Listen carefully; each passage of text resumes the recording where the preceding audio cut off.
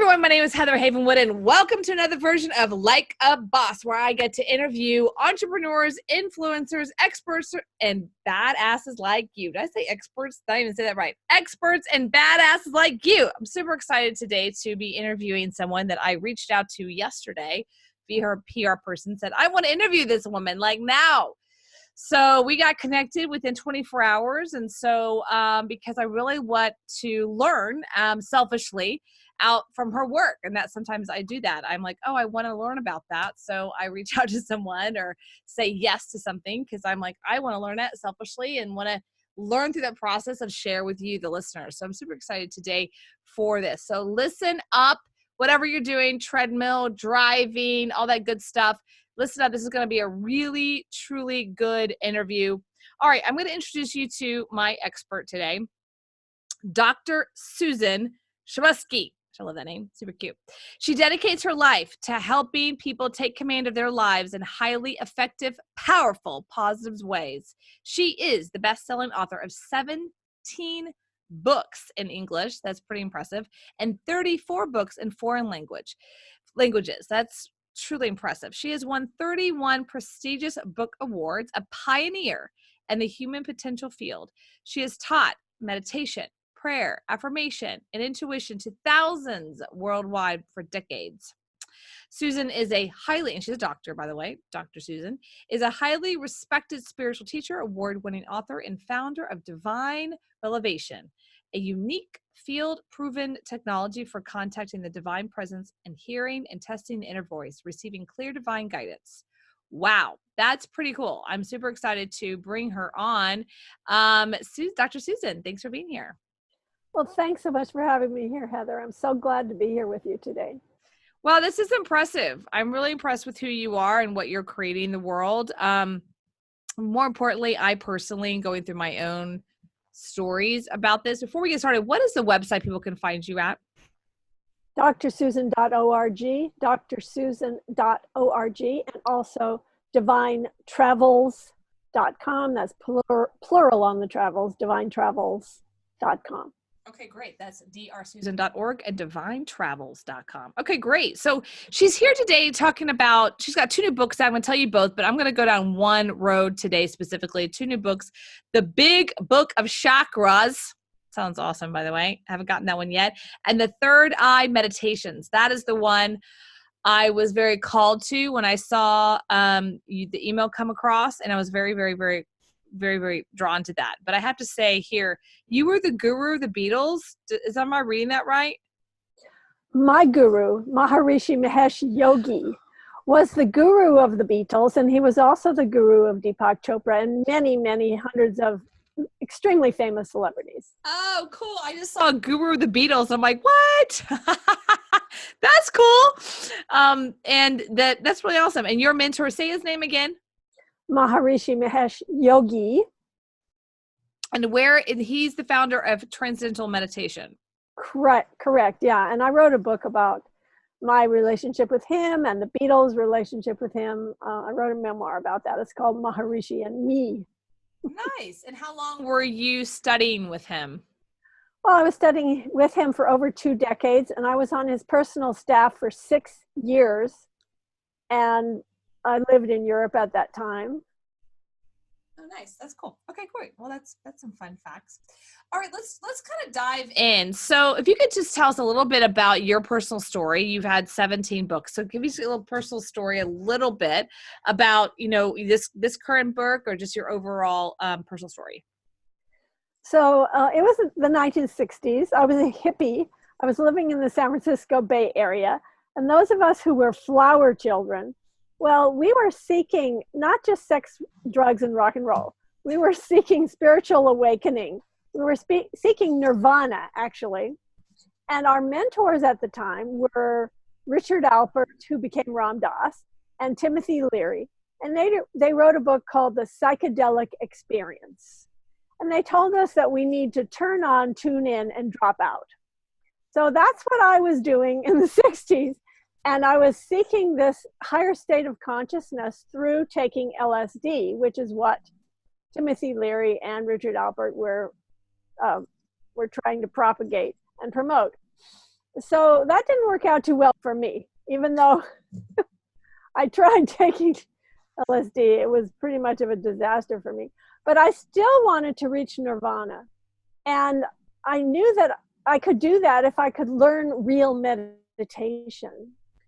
And I had been reading all the books I could find about higher consciousness, Autobiography of a Yogi by Paramahansa Yogananda. I was reading various Buddhist scriptures. I was reading The Way of Zen by Alan Watts. And in Alan Watts' books, he said that you have to find a meditation guide.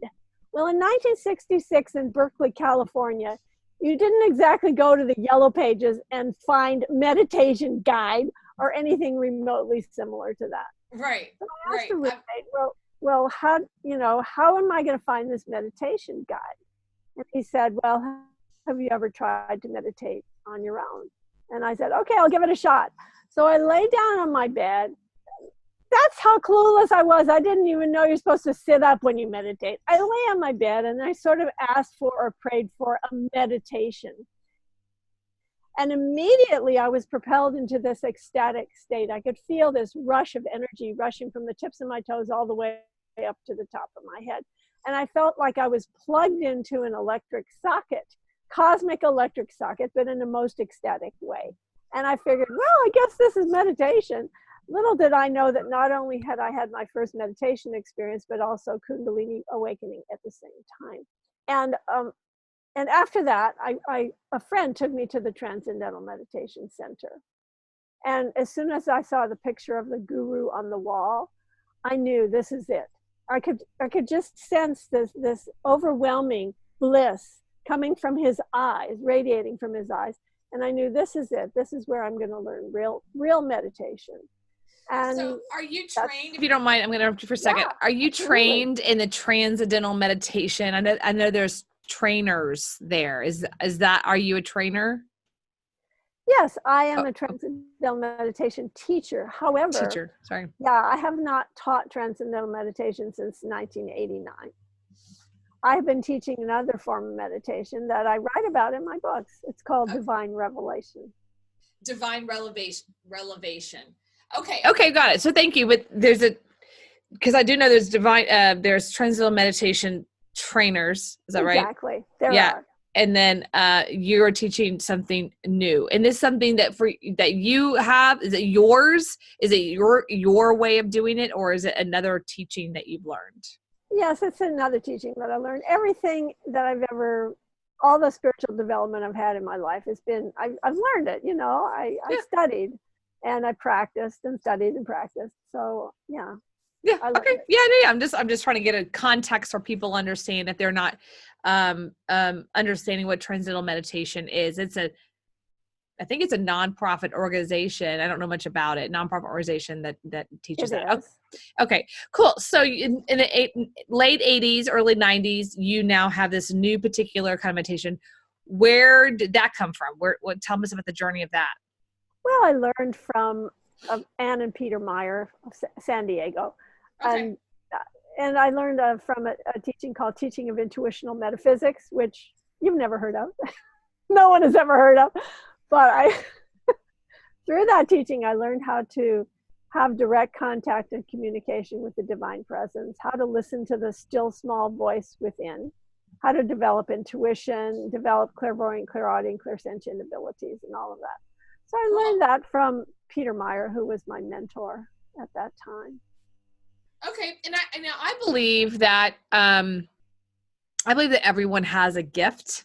Now, if they tap into it or not is something else, but I think that everyone has a gift. What would you say your gift is in the spiritual realm? My gift is that I have the uncanny ability to listen to the divine voice and to be clear, to know when it's really that true divine voice coming from the spiritual world and not from some other plane of existence like the astral world or the mental world. So I have the ability to communicate directly with divine beings, ascended masters, deities, and so on. And that's kind of I find that it's kind of a rare thing, but I know that everybody can do this. And I help people, to do that themselves. So you help people to find their own versus going to maybe a channeler, or are you a channeler? Exactly. Well, you might call me a channeler. I'm not really too fond of that word, but Okay. yeah, you could define me as a channeler if you want. Okay. But what my job is to help people to become their own channel for the divine within them. Right. My job is to help people to awaken their own higher self, be able to listen to that inner voice themselves, be able to ask questions and receive guidance, very practical, everyday, down to earth questions that they want answers to that will help them in their everyday life.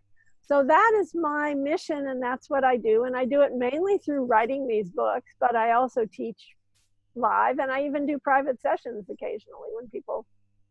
Yeah. What do you find as your, not the books, because that's very different, but what do you find as like an ideal client for yourself that is searching?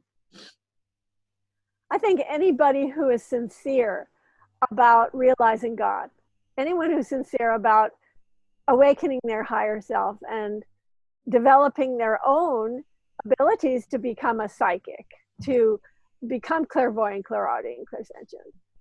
Because it's so easy for people to do this. Anyone can do it. Do you really believe that anyone can do it? I do, because everyone has natural psychic abilities. Okay. So when you walk into a room, for example, and there's a party going on and there's various people, and you can sense right away, oh, this person seems very shy. This person seems very boisterous. This person seems uptight. I can sense the vibration. You walk into somebody's home, and sometimes the home feels warm and happy and cozy. And sometimes you walk into a home and you feel like, what's been going on here? You can sense there's been an argument, or there's just some bad vibe in the air. And, that's not only people's homes, but other kinds of buildings. People sense this. They sense it right away. So I'm going to push back just a little bit. Okay.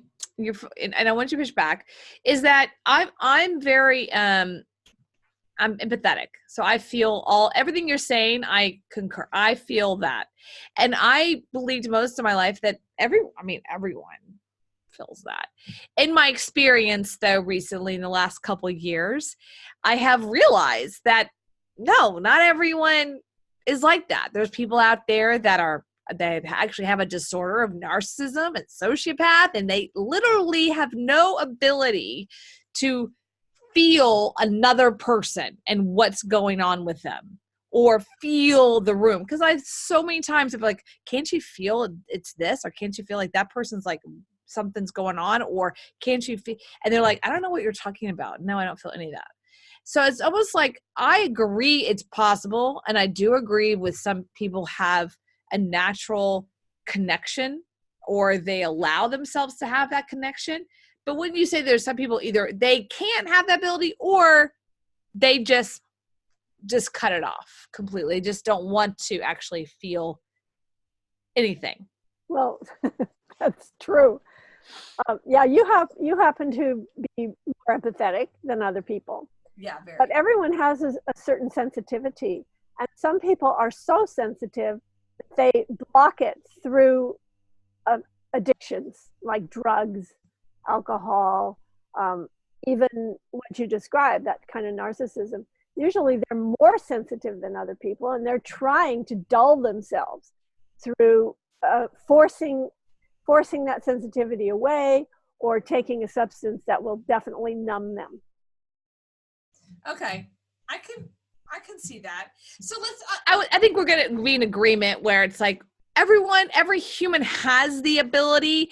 Some just really choose to make sure they never feel that. So That's true. They just choose to like cut that off. I know for myself, I'm very empathetic. I feel everything.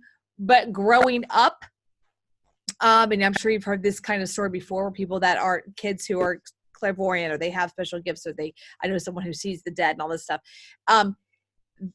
They're made fun of because I was told, you're too sensitive. I was totally made fun of all the time. And it really wasn't until the last 6 years of my life that someone said to me, you're the thing called empathetic, you actually feel, they were explaining it. And I was literally going, well, yeah, everyone does. And they're like, no, not everyone. So that was the first time that I realized that not everyone walks into a room and feels it. Not everyone walks into a situation and can read the person. I can. That's kind of my gift, I feel. So that's why I was asking. I think that everyone can connect to their higher self, if that makes sense. I do feel that everyone can do that. They can listen if they to want themselves. to. Yeah. Yes, they can if they want to. If they want to. For sure. It's just most people don't want to because they're afraid of it. Yeah, for sure. Yeah. Okay, great. So thanks for clearing that up for me in my little head over here.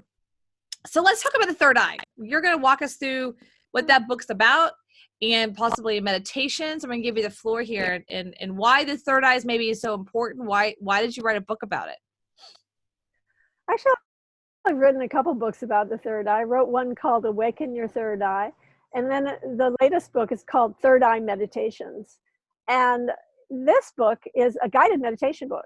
So the book leads you through various kinds of meditations about all kinds of different subjects in your life to help you develop abilities of awaken your third eye. Actually, it helps you do that.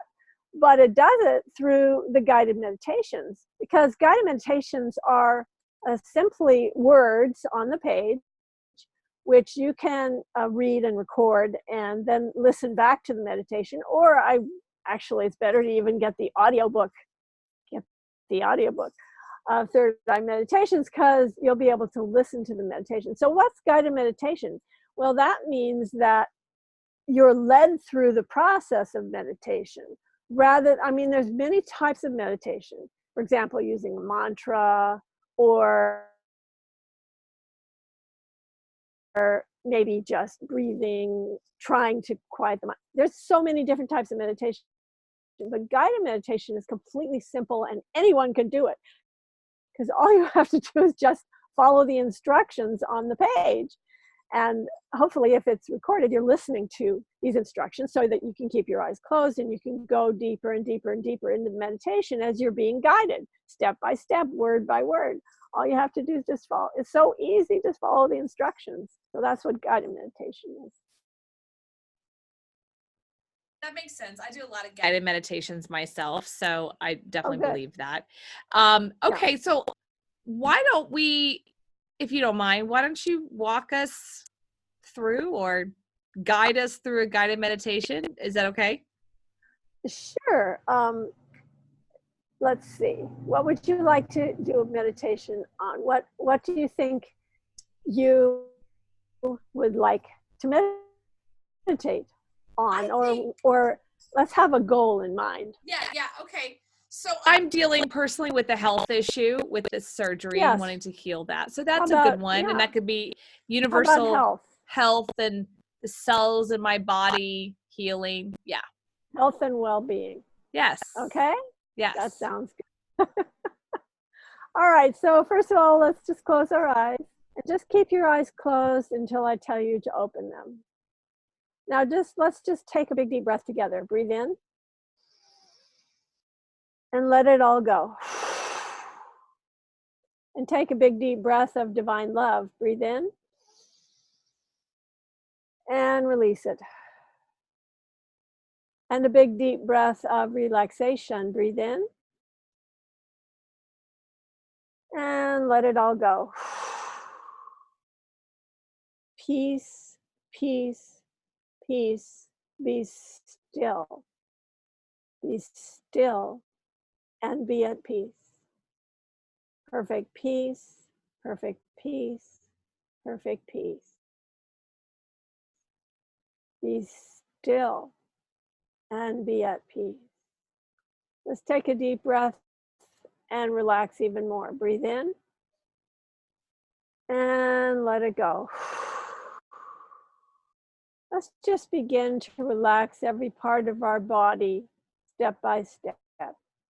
Relax your forehead, relax your eyes, your eyebrows, the space between your eyebrows.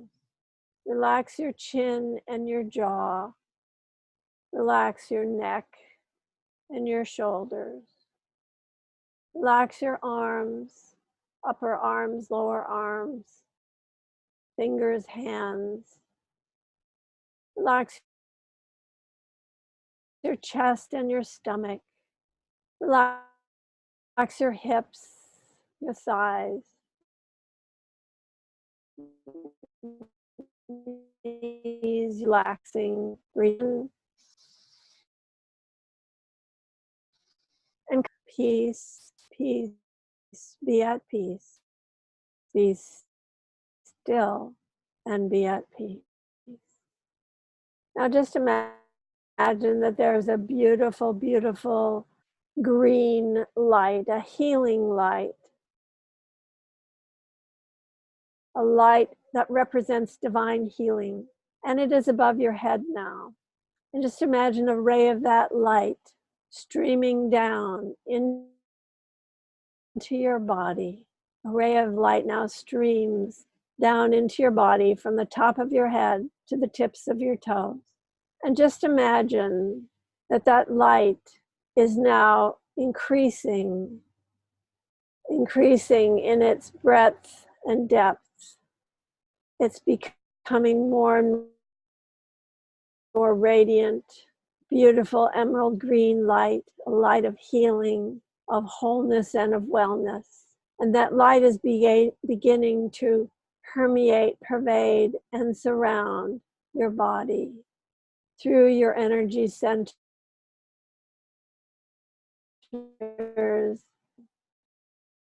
and bringing healing and health,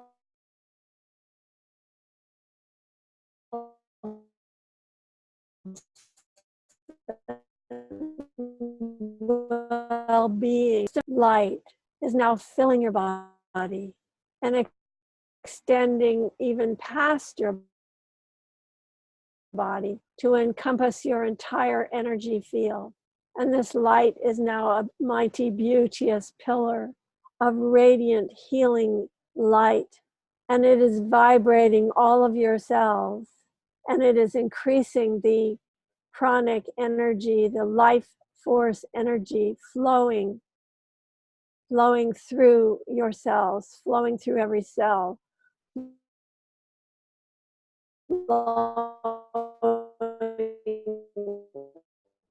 Up and around and lifting your energy field to a higher vibe, being to every cell. And you are feeling elevated and greater and greater and greater light. And the light is becoming so bright. It is like a blinding light now. And that light is just consuming all negative vibrations and all negative energies in your energy field. It's consuming any dis-ease, discomfort, any dissension, anything that is negative is now completely burnt up in this radiant, radiant, radiant fire, this light, which is so brilliant and bright and beautiful. And your body is being restored to health on every level, physical, mental, emotional, spiritual health on every level, with this radiant light that is vibrating, radiating, filling, surrounding, and lifting your energy to the highest vibration that you can possibly comfortably enjoy at this time. And we feel the radiance of this light pervading and surrounding your body and your energy field now. And this is continuing and continuing. It does not stop with the end of this meditation. It continues to heal your body now and forevermore. So we give great gratitude to our higher self and to Spirit for this divine, beautiful meditation. And we will come forth now, but keep your eyes closed until I tell you to open them. So what we'll do now is we'll pretend like we're blowing out some candles. I will demonstrate like this. So let's do that together. Coming forth from the level of spirit to the level of subconscious mind, knowing that our subconscious mind has been transformed, lifted, and healed by this meditation. Blowing out another candle.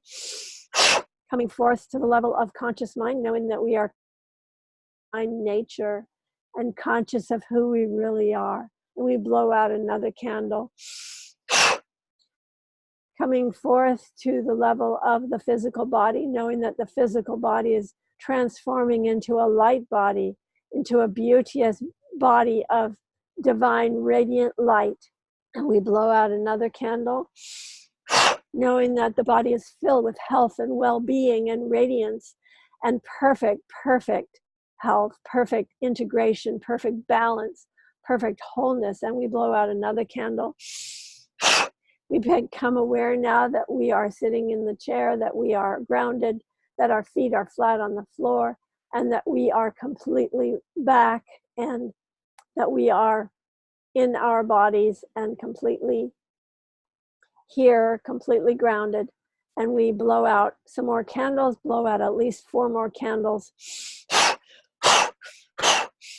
Come all the way out to inward and outward balance, and then open your eyes. Open your eyes. And if you don't feel like opening your eyes, just blow out some more candles and then open your eyes. And let us just say an affirmation with eyes open. Just repeat after me with eyes open. I am alert. I am very alert. I am awake. I am very awake. I am inwardly and outwardly balanced. I am in control. I am the only authority in my life. Thank you, Spirit, and so it is. Oh, I love that. Good. Does that feel good? Great. Yeah, I love those affirmations. Yes, the affirmations are very important. Could you repeat them again, just so we have them, we can write them down? Well, I'll give you one to use just on an everyday basis, not just after you come out of meditation. How about this one? I am in control. I am in control. Yeah, good. Repeat it. I am the only authority in my life. I'm the only authority in my life. I am divinely protected by the light of my being. I'm divinely protected by the light of my being. I close off my aura and body of light. Ooh, that's a good one. I close off my aura and my body of light. To the lower astral levels of mind. To the lower astral levels of mind. And I open to the spiritual world. And I open to the spiritual world. Thank you, God, and so it is. Thank you, God, and so it is. Well, I could have used you like a couple weeks ago for that one. Absolutely. I'm like, wow. Yeah, because as an empath, and I don't talk about this on my show, but as an empath, there is a piece that I can feel stuff. Exactly. Not always good, and there are times I want to close it off. Exactly. Because you're a psychic sponge. A psychic sponge or energy sponge is a person who absorbs energy as a sponge absorbs water. So they go through their day, and with each person that they encounter, they're feeling more and more and more drained. They feel like people are vampires around them, draining their energy, just sucking them dry, sucking them dry. So by the end of the day, all they can do is just lie down there on their bed, complete drained, completely exhausted. What can they do? Just maybe turn on the TV. That's all they have energy for. So this is an empath. This is somebody who is very, very sensitive. And I think many of the people probably watching this today can relate to that to some extent, that you do feel drained by people who are like energy suckers, energy vampires. And those people, you don't want to be influenced negatively by them. So using the affirmation that I just gave you, Go ahead. That's the cure. That affirmation is the cure. You have to do it relentlessly, though. You have to keep doing it. And anytime you feel that energy drain, that's the best time to do it. Can you repeat it one more time? I am in control. I am one with God. I am the only authority in my life. I am divinely protected by the light of my being. I close off my aura and body of light to the lower astral levels of mind, and I open to the spiritual world. Thank you, God, and so it is. I'm going to, that's a good one. I'm going to record that one and put it on something because that's really, really good. That's really good. Would you like to hear another one that's along the same lines that's helpful? Yes, go ahead. The light, like this, and you can repeat after me if you wish. The light of God surrounds me. The light of God surrounds me. The love of God enfolds me. The love of God enfolds me. The power of God protects me. The presence of God watches over me. Wherever I am, God is. And all is well. Ooh, I like that one too. That was really good. It's good. Yeah.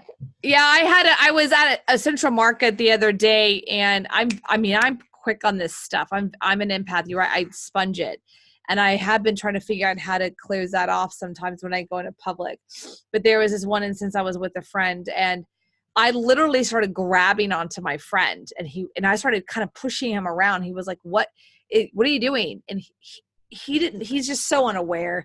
And there was a man and a woman, but it was really the man. And it was like the moment the man got near me, it was just this electrifying of just evil. And every time I turned, he was like following me. And then I literally at one point was going around this thing like that. And I started pushing my friend, and he was like, what are you doing? I'm like, this man's energetically following me. He wasn't following me. Like, he wasn't looking at me. He was just, every time I moved, he moved. And I finally said, we're getting out of the store. And I just like exited. And he was like, how did you feel that? I'm like, how did you not? Like, the guy was like a walking darkness, you know? Right. And I mean, to a point where I was just, in the store, and it was like, vroom, it was like, holy cow. And I just said, I like left the store. I'm like, we're leaving. I'm not even buying anything. Yeah. So he's like, how in the hell did you feel? And I looked at the man for like 3 seconds. It had nothing to do with judgment. It was just his presence, Exactly. It was just so bad that I literally had to like run. And so I don't like that, that I had to do. That's very, very uncommon to get that kind of presence where you just like run out. But that's rare, by the way, for me. But the feelings of feeling people all day is it drains me. Being around people all day does drain me. And I try not to, because I love people, but it drains me. Yeah. I'm an empath. Exactly. And it wasn't till I read a book by Christine Northrup. Oh, okay. About 2 years ago, and that I read it, and it's basically, the book is basically, I think it's called Energy Vampires. And what she's talking about is how there are people that are vampires, but she was more trying to talk about how they're attracted to empaths. And so as she was sharing the story of what empaths are, and like kind of like a checklist in a way, I was like, holy, that's me. I'm like, what? Is that what this is? Why am I always attracted to narcissists? And she's basically like, and you are probably attracted to narcissists. Oh my God, like, I'm literally screaming at the book. Like, oh my God, why did you come to my life like 20 years ago? Exactly. So that's when it kind of like, oh, I get it. Narcissists need that plug-in, and I'm a plug-in, right? So it makes sense energetically. So now I'm like this super awareness of, I call myself, I'm certified YouTube narcissist instructor. Because I've at least got 150 hours of YouTube videos on narcissism. So I'm like, I've got to have some like YouTube certification somewhere. You know what I mean? I've done my 150 hours. So, right? Like 150 hours of CE, continuing education. Like, where's the 150 hours of YouTube certified in something? Exactly. Anyway, I digress. I am an empath, so I understand. And more that I'm aware. And what that gave me an awareness to is gave me an awareness for myself. I was like, Heather, you're not crazy. One. Yeah. You're not sensitive. Like, you're not too sensitive. Like, when you're 5 years old and 10 years old, you're too sensitive. I cried a lot. Yeah. And the other piece of that, and maybe in the conversation, but the other piece of that I didn't, I just recently understood is like, because I was such an empath and there was a lot of drama when I was growing up, I was tapping into my mother, who was extremely upset a lot, right? So she's upset about what was going on in what I call adult world. And the 6-year-old is picking up on that energy. And then I was aligning myself with it. Yes, right? Of course. And then in life, I was recreating the energy. Yes. Yeah. And I thought I was a depressive 6-year-old. Well, no, I wasn't a depressive 6-year-old. I was just like tapping into hers, kind of like a connection piece. Like I was plugging in and then like, exactly. Yeah. and it's taking me, years to figure that out. And like, oh, I wasn't a depressive kid. I was tapping into other people's depression or crap or stuff. Exactly. Yeah. Right. And, tapping in. And but no one explained it to me until I was like 40. Well, yeah, it's not exactly a subject that is taught in schools. Yeah, it's not exactly like, so wish right. it were. Like, are you tapping into that person's energy field? Like, yeah, sure am. It's, but and there have been times in my life, I'm in a great space, I'm in a great mood, whatever. And then I have someone in my life, like literally in my space, and then they leave and then I'm depressed or upset, or I use the word depressed, it's generalizing. And I'm like, why am I so upset? What's going on? And I'm like, wait a minute, is that my stuff? Is that really how I feel right now? Exactly. Wait, no. All right. That's their stuff. But I mean, no one talks about that. No one's, it's a weird conversation unless you're an empath. If you're listening, you're going, oh my God, is that why I pick up on all my family's crap and think it's mine and then process it like it's mine? Then I'm over depressed for 3 days. I don't know why I'm fucking depressed for 3 days because I'm picking up their shit. I mean, yes, honey, if that's you, yes. Okay. I mean, seriously. So that's the power of empath, It's powerful, but and it's really important to learn how to heal yourself. And I have to say that affirmation, in the case of this type of oversensitivity, that affirmation is really one of the most powerful ways to cure the negative effects of being so sensitive. And it really works. I mean, it works. You just have to do it consistently. Well, I'm taking it on. You came at the perfect time in my life. So, look at the time. Okay. Wow. We've gone a lot. So tell us where the book is. So, and where they can find the book, all your books, where they can find you, all that. Right. So Third Eye Meditations is available anywhere you buy books. Available on Amazon and everywhere else. You're so funny. Wherever you want to buy it, you can buy it. You can get it. IndieBound, Barnes and Noble. You can go to the bookstore and if they don't have it, you can ask them to, get it in. Third Eye Meditations is the name of the book. And my other book's called The Big Book of Chakras and Chakra Healing. That's the other book that's come out recently. But I do have 17 books in print, so you can check me out on Amazon or wherever. My name is Susan Shumsky and drsusan.org. Yeah, you can check me out. I love it. I love it. You're like, and I have 17 other books if you'd like to pick up. That was adorable. Wow. Well, you're let me think about this. Yeah, you're the largest author from the amount of books that's ever been on my show. I mean, that's a lot. Yeah, like what you're doing, girl. So 17 books, that's a lot. Congratulations on that. Have any of them hit like any I'm sure Amazon bestseller by sure, but have any of them hit any lists at all?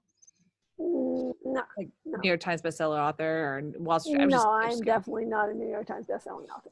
Well, most people aren't Third Eye. You know what I mean? Like when you're going to be on New York Times, you have to be someone who's like, it's very basic books of like how to be successful with doing nothing. Like that would be a New York Times bestseller book, right? So how to be successful by doing nothing.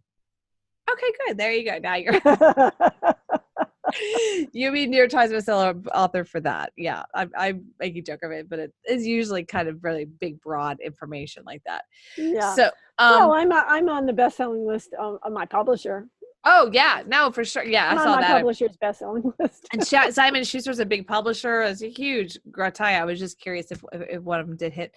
I would have been surprised from a perspective of, not because you're not great, but from a perspective of just that esoteric conversation and the higher self and the chakras and all that. Even though we're in the 2020s at this point, it's not taboo like it was in the 60s or 70s or 50s, for God's sake, but it still is. I mean, Oprah really has had a huge impact in that world to be able to, she really blew up that world, the seat of the soul. She was the first one to bring that really to market. Gary, and then Eckhart Tolle, she brought him up, Exactly. She's been a huge door to that world. Yes, absolutely.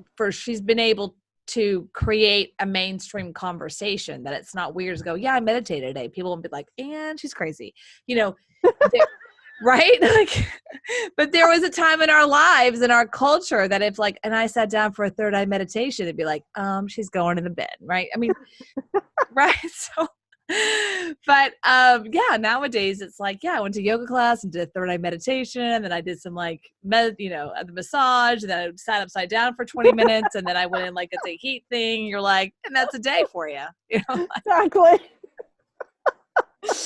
Yeah, now all my friends are doing ayahuasca. It's like, and I went to a ayahuasca retreat in Peru for 10 days, and I threw up, and you're like, wow, that's awesome. You're like, have you spent 10 grand? Like, are you not excited? They're like, I am. I'm like, wow. I know 10 years ago, they'd be like, and she's going into the pen, but, exactly. Or he. So anyway, that's my point. My point is, I guess I still think there's a little bit of people think it's weird, but I use the word weird. A lot of people think it's weird. I don't, but yeah, there is some people out there that think it's weird. I personally, the majority of people probably think it's weird, but that's okay. That's okay. It's changed a lot since in the last 50 years. It's absolutely, the culture has changed tremendously. I'm old enough to remember when it wasn't like this. Right. Yeah, for sure. And I'll tell a quick story. I don't share this, but my mom was actually, she passed away, but I think my mom was kind of tapped into that, but she didn't want to, that was taboo. Right. So, but I remember this one time, this random lady shows up at our house, and she's there for a couple days, kind of like a gypsy traveler kind of gal, and she was not my mom's friend, I know. And she stays with us for a week. And I'm like, who is this chick? And she's busting out tarot cards, and she came up to me and was saying some stuff to me, kind of woo woo. I was 10. And I'm looking at her, I'm like, who's the crazy lady, and I definitely did. She did tarot. It was the first time I saw tarot cards. Like, what the tarot cards, and so my mom was cutting edge, but quiet about it. Okay. Very, very quiet about it. I think my mom had some gifts. When she died and she passed away only a couple of years ago, the one thing I didn't really care about any of her stuff. I'm like, well, I just cared about her books. Yeah. And her books were very cutting edge stuff back then. You know what I mean? Yes. The esoteric books back in the 70s and 80s. Those were the books. And she was reading the Course in Miracles when I was a kid, next to the Bible, because we lived in the Bible Belt. So it was the Bible, Course in Miracles. Let's make sure. Right. Yeah. And so, and she'd go to the Unity Church, but I didn't understand that. Yeah. And I was like, what is this Unity Church thing? And what's the Course in Miracles? That's about the Bible, and you're going to sin. My mother thought I was crazy because I'm the one going to the Alkalite church and stuff. And she's like, okay, I have a daughter that's crazy, and I'm like, no, you're crazy. And so it was, but yeah, I know it's hilarious now looking back, but she was trying to bring me into the other side, but I was so resistant. Now I'm Course in Miracles and third eye and cool. All the things. So that's great. I know. But now she's passed away, and she's probably going, now really? Now that I'm gone. Now that I'm gone. Huh? Thanks a lot, making me feel like I'm a crazy woman. Oh. It's okay. It's okay. So thank you for your time. I'm going to go stop the recording. Everyone listening, please go see Dr. Susan. Ooh, tell me the website one more time. I'm trying to. drsusan.org. Oh, that's easy. drsusan.org. And divinetravels.com. Yeah. And divinetravels.com. Go check it out. My name is Heather Havenwood. Check me out at heatherhavenwood.com. And make sure you listen to me on Roku, iTunes, Spotify, Pandora, and anywhere else you listen to podcasts, and Amazon. Thanks, everyone. This is Heather Havenwood. Check me out at heatherhavenwood.com.